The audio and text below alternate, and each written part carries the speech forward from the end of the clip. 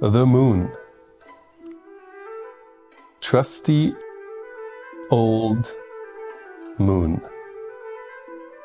The celestial object closest to Earth and the easiest to observe.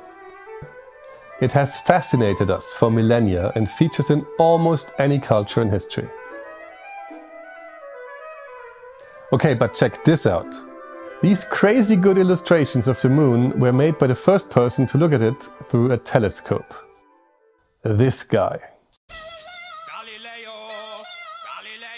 He didn't just look at it and draw it, he wanted to find out more. So he figured out a way to measure the height of the mountains on the moon. And it goes like this. At half moon, when the line separating night and day on the moon, which is called, and I kid you not, the Terminator, I am the Terminator, is in the middle of the moon, you can see some points of light on the dark side.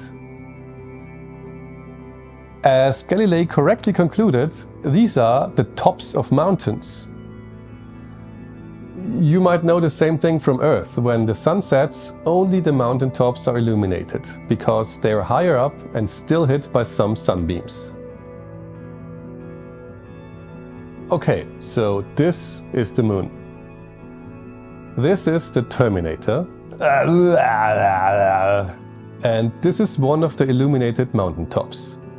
Using Pythagoras' theorem, we can thus calculate the height of the mountain H. Well, not the absolute height, but the height relative to the moon's diameter, which unfortunately wasn't known back then. But it is known today, and using today's measurements, these rather primitive calculations give surprisingly accurate results. Well, it turns out that these moon mountains are between 1,000 and 4,000 meters high, comparable to some of the highest mountains on Earth.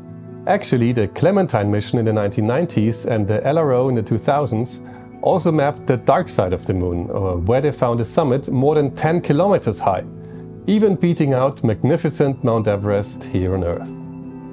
There is, of course, no sea level on the moon, so you have to define some other level of reference, which is actually not that trivial, but that's a story for another time.